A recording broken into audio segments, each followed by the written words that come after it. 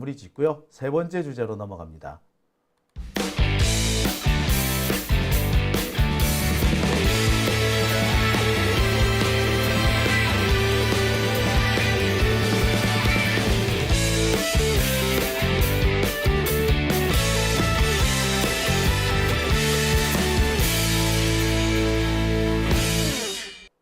네, 오밤중 뉴스 함께하고 계십니다. 세 번째 주제는 이거 좀 심각한 얘기를 좀 해야 될 것 같습니다.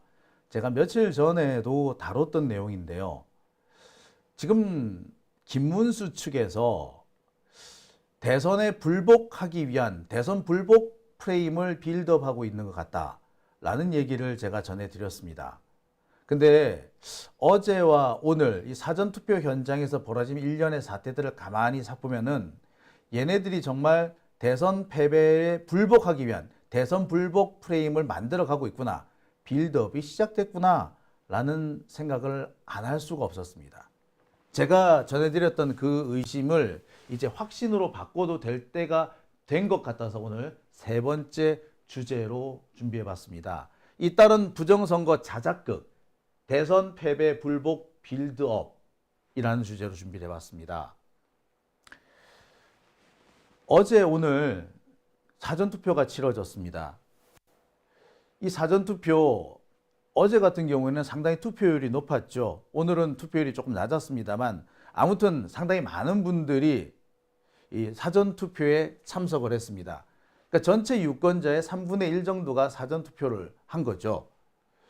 그런데 이 과정에서 몇 가지 논란거리가 있었습니다.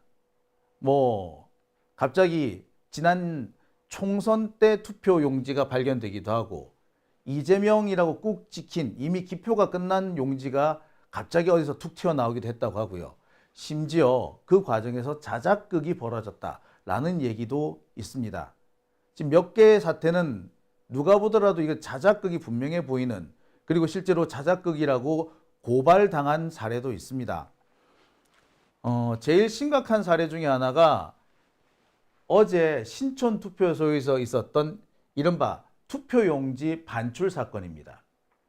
투표하는 시간이 길어지는데 투표용지는 받았는데 기표소에 못 들어가고 있는 시간, 이 시간 동안 투표용지를 받은 사람들이 밖에 나갔다 왔다, 심지어 밥 먹고 왔다 라는 얘기입니다. 투표용지를 받았는데 기다리기 지루해서 밥 먹고 올게요 라고 했다는 거예요. 뭐예요? 이런 일이 있나요? 이 가능한 얘기인가요? 투표용지를 받아놓고 그 투표용지를 덜렁덜렁 들고 밥 먹으러 갔다고? 뭐 하는 짓이죠? 예, 이게 어제 신촌 투표소에서 실제로 벌어졌습니다. 이것 때문에 생긴 얘기가 뭐냐면 부정선거 음모론이 확산되고 있다라는 거예요. 이미 이재명이라고 꾹 찍혀있는 투표용지가 회송용 봉투 속에서 퍽 나왔다고 이렇게 주장하는 사람도 있었죠. 물론 그거는 자작극이었습니다. 그리고 이 강남의 대치동인가요? 여기에서는 투표사무원이 자기 남편의 주민등록증으로 투표를 하고 오후에 또 자기 주민등록증으로 투표를 하다가 딱 걸려서 적발된 사례도 있었습니다. 이거 딱 누가 보더라도 소위 말하는 부정선거 프레임을 확실하게 해주는 그런 얘기라고 할 수 있겠죠. 그런데 이 과정들이 아무리 봐도 자작극 같더라는 겁니다. 당장 논란이 되고 있는 것은 바로 이 신촌 투표소에서 투표용지가 반출됐다라는 바로 그 건입니다. 보시다시피 투표용지를 갖고 나가는 사람들 대부분이 비슷한 연령대인데 젊은 대학생층으로 보이는 이런 사람들입니다. 근데 이들이 투표용지를 갖고 나갔어. 그리고 놀랍게도 고스란히 극우 성향의 유튜버들한테 다 찍혀요. 그리고 가장 잘 찍힐 만한 곳으로 지나갑니다.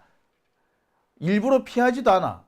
아니, 투표용지를 가지고 밖으로 나가는데 이렇게 유튜브 찍고 있는데 저렇게 당당하게 걸어 나간다고? 일부러 찍으라고 하는 것처럼 보이지 않습니까? 비슷한 연령대에, 그리고 비슷한 동선도 보면 되게 비슷해요.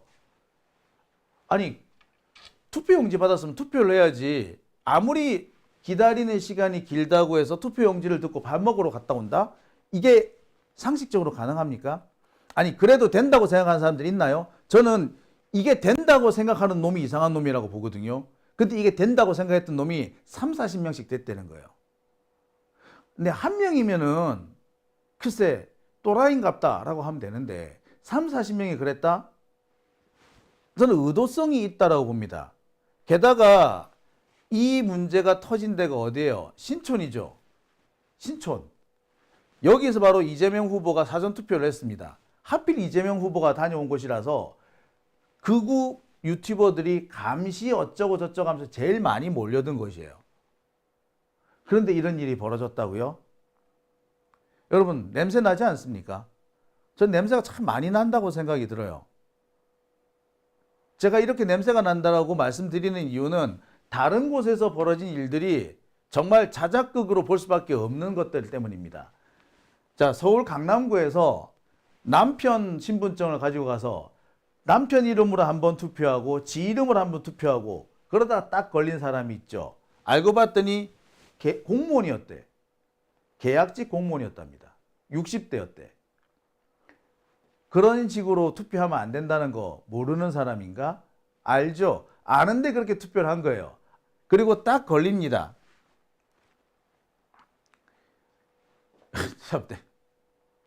이거 일부러 이런 거 아닌가요? 일부러 이런 식으로 문제를 일으키려고 한 거 아닙니까? 제가 볼 때 이 사람 절대 우리 쪽 사람은 아닌 것 같아요. 우리 쪽 사람들이 아무리 그렇지만 대리 투표를 할 생각을 할 거라고 제가 꿈에도 생각해 본 적 없어요. 대리 투표라는 개념을 생각한다는 게 저쪽 사람들이 아니면 거의 불가능한 거 아닙니까? 아무튼 이 사건도 보면 의도적으로 이랬고 의도적으로 걸렸다라는 생각밖에 안 들어요. 이 적발한 사람이랑 혹시 이 사람하고 뭔가 좀 연관성이 있지 않을까라는 의심도 좀 많이 해봤습니다. 아무튼 이 대치동 투표소 여기 같은 경우에는 상당히 고의적이고 의도적이었고 들킨 것도 의도적이었다는 생각이 들었어요. 자, 또 있습니다. 이 대리 투표를 한 이 강남 공무원 이분은요, 공직선거법상 사위 투표죄에 해당이 돼서 징역 7년을 받게 됩니다. 이 사람은 벌금 없이 그냥 7년이에요.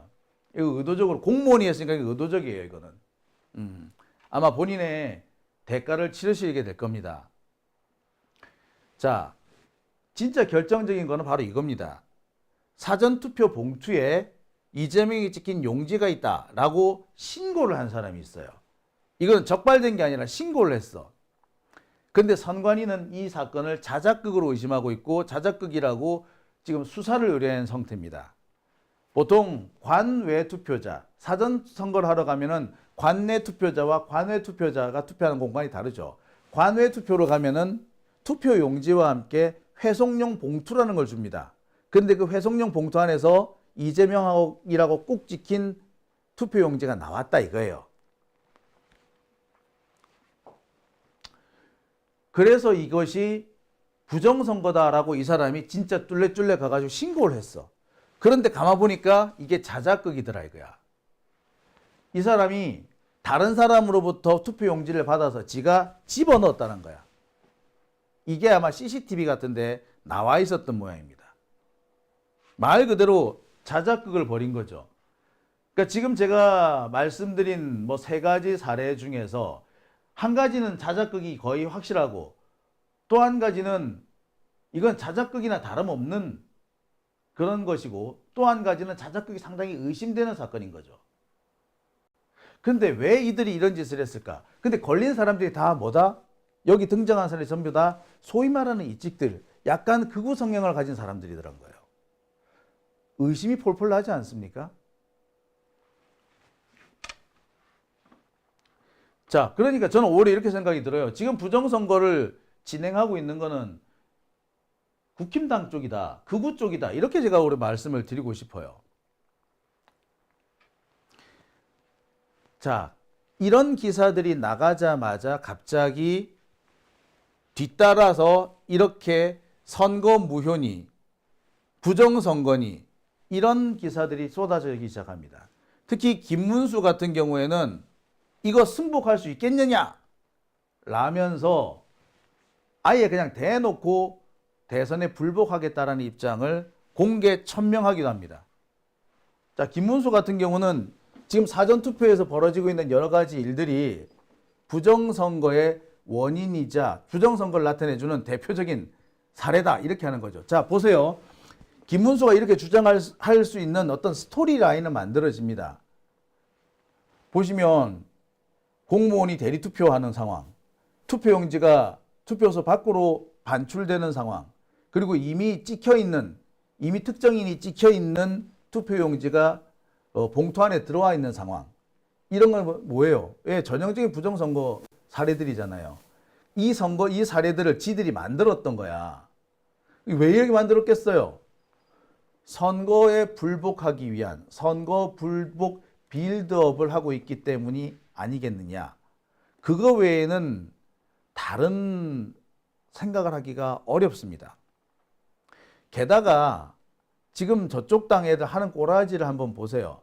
당장 윤석열 보세요. 예? 지난 21일, 5월 21일 날 뭐 첫 번째 공개 행보가 되겠는데 부정선거 관련된 영화를 윤석열이가 보러 갔다고 하죠. 그 뒤로는 칩거를 했어요. 국힘당에서 비난이 쏟아지니까 막 승질을 부렸다고 해. 자, 윤석열은 그렇다 치고 김문수는 이른바 극우 유튜버들을 불러 모아서 선거 부정을 감시해달라. 선거 부정에 대해서 방송을 많이 해달라고 요청을 합니다. 심지어는 여러분들이 부정선거와 관련된 방송을 열심히 하셔가지고 이 부정선거와 관련된 여론을 환기시켜 주시면 나중에 반드시 보상하겠습니다. 반드시 보상하겠습니다. 라고 얘기를 합니다.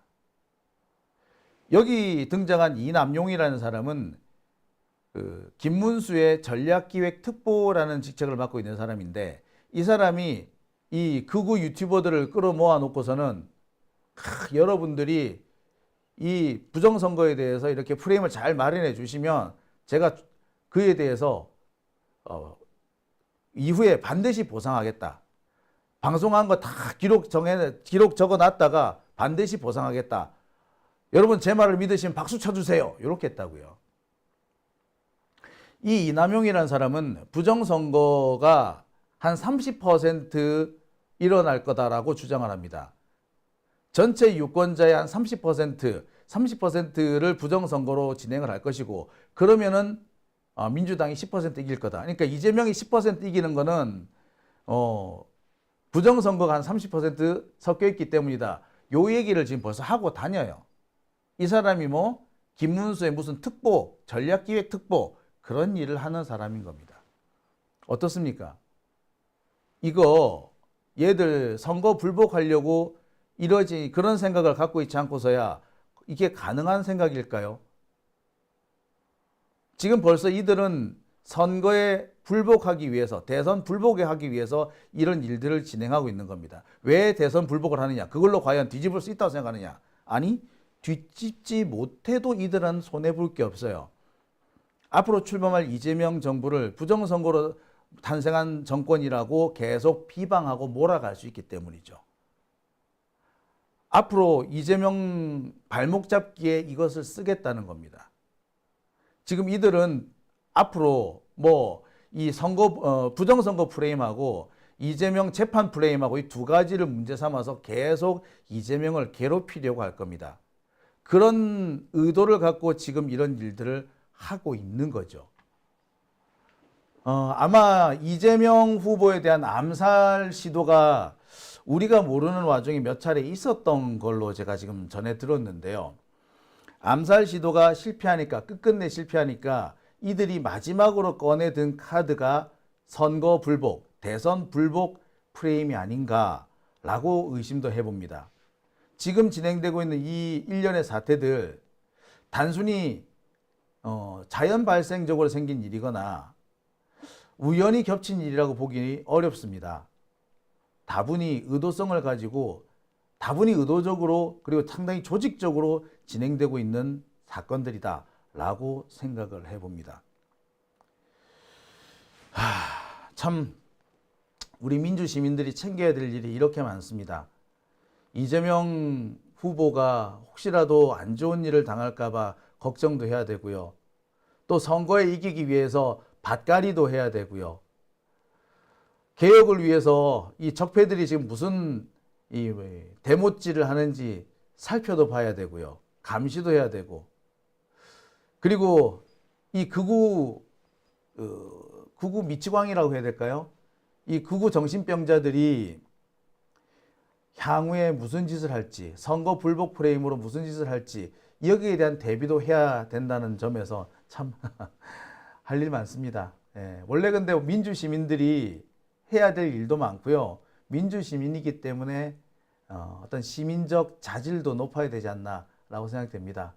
대한민국이 전 세계가 부러워하는, 전 세계가 우러러보는 민주국가가 될 수 있었던 것도 이렇게 시련을 통해서 시민들이 단련되었기 때문이 아닐까, 그렇게도 생각을 해봅니다. 오밤중 뉴스 함께하고 계신 지금 시각 12시 40분입니다. 세 번째 주제 여기까지 하고요. 댓글 한번 보겠습니다.